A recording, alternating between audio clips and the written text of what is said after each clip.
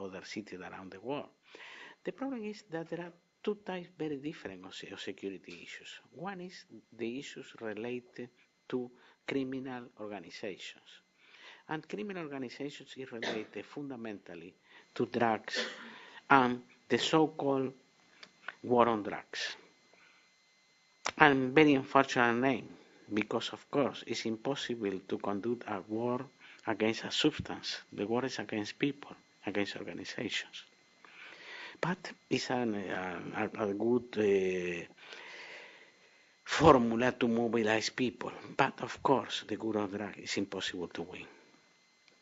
The only alternative, is the possibility little by little to legalize the consumption of drugs and consider drugs a social problem and a health problem, not an insecurity problem. That is totally different. A recent report by Mr. Cedillo, former president of Mexico, Mr. Fernando Enrique Cardoso, former president of Brazil, and so on, recommend the little by little depenalize the consumption of drugs type marijuana and so on. The point will be going more than that. Remember what happened in the history here in the US.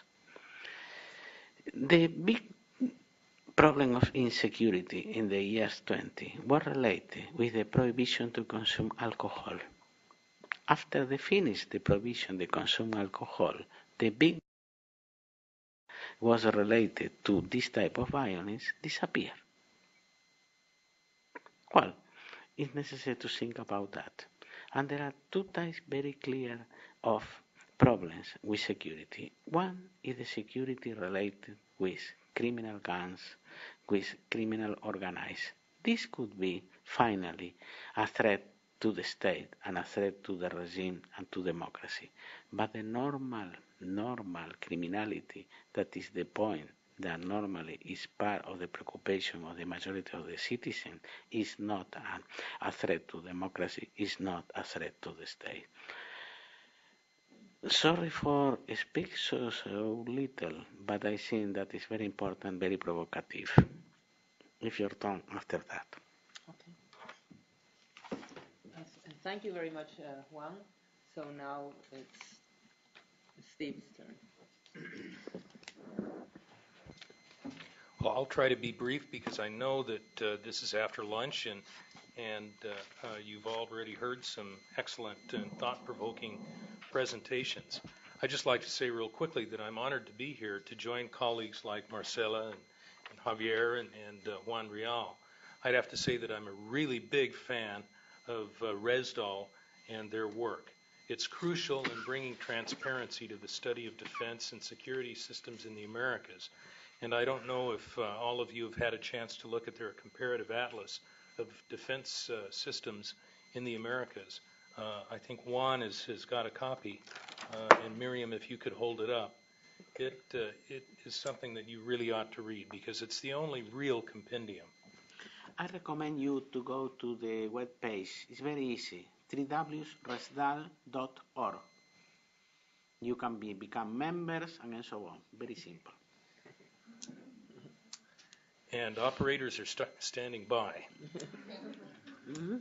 Well, just to suffice to say that it's really an excellent effort. And when I was in the Pentagon, I found the Atlas to be of great help in preparing for the meetings I had with the 33 different countries that we had different bilateral meetings with. Now, I've been asked to talk about the role of civilian oversight. And since we don't have a lot of time today, I'd just like to say that basically I've got four main points.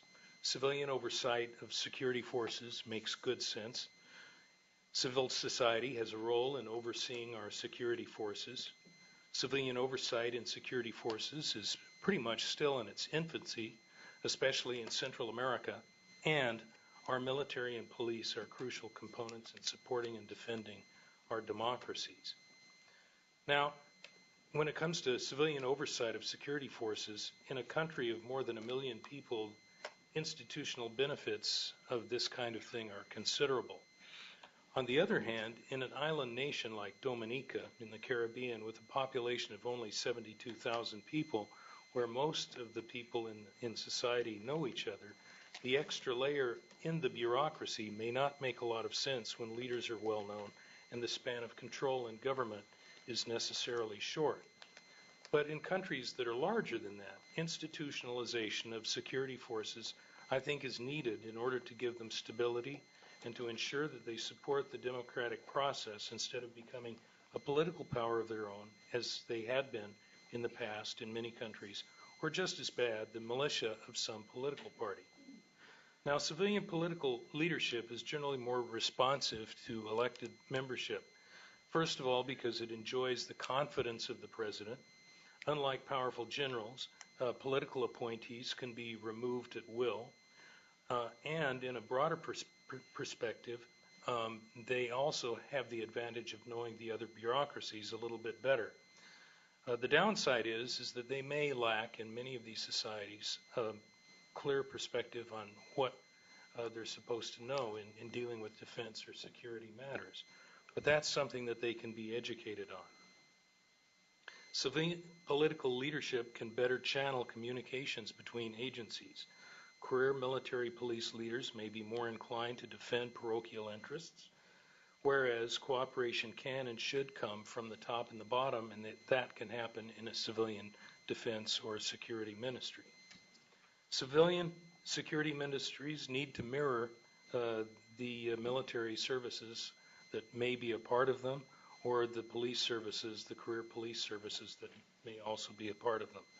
They need personnel systems, professional career tracks for salaried employees, professional education opportunities, and equivalent ranks, except for the one, which would be the minister himself, who should outrank all of the career slots, including the military slots.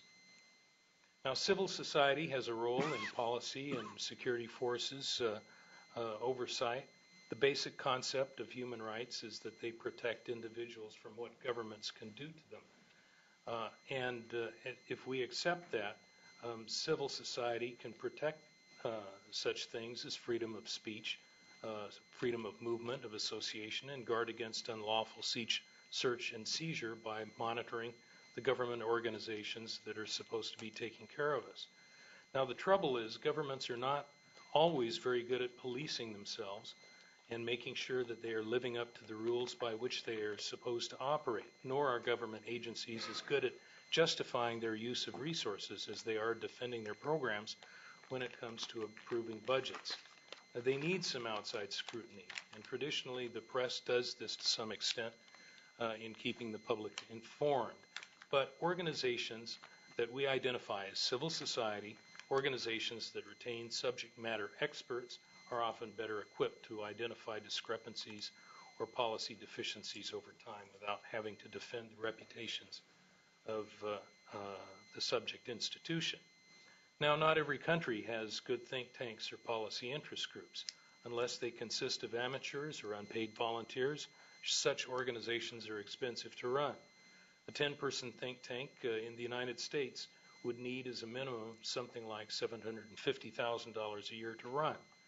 So you often find them in Latin America. Now, they can get by on probably half of that in Latin America, since the costs are a little bit lower. But because even those costs are onerous, you often find them at universities or in government institutions themselves, such as El Salvador's Strategic Superior Studies College and the Defense Ministry, which admits members of the National Assembly, journalists and business leaders as part of their yearly classes. In Mexico, the University of Guadalajara presents courses in national security studies, as does the National Autonomous University of Mexico. The Center for North American Security Investigations in Mexico does this kind of work. Alfredo Rangel's Fundación Seguridad y Democracia in Colombia has done excellent studies and policy advocacy on intelligence reform, defense issues, and rural development. There's Flaxo, Facultad Latinoamericana de Ciencias Sociales in Argentina, Brazil, Chile, Ecuador, Mexico, Peru, Uruguay, and I'm sure I've left out some countries where they're in, and they do excellent work, not only in the social sciences, but also in defense and security studies.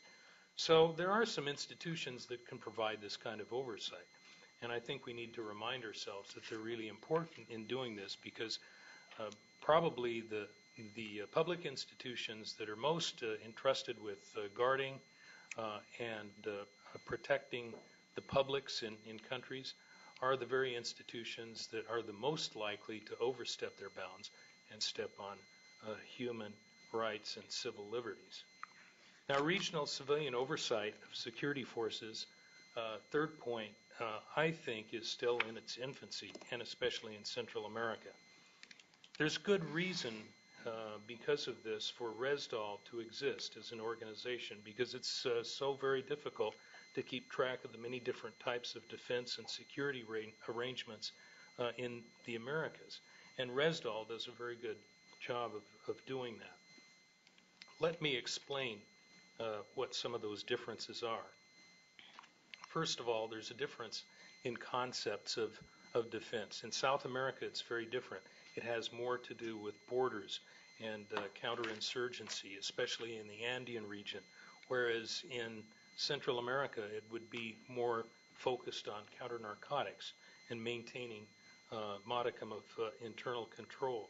So defense is more of a security issue in Central America than it would be, say, in South America.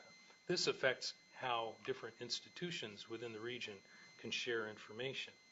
Now, if we look at the specific regional differences, we've got separate defense and security institutions in the Southern Cone in South America. We've got combined security and defense institutions in the Caribbean. These are countries that don't have the resources to maintain an army and police.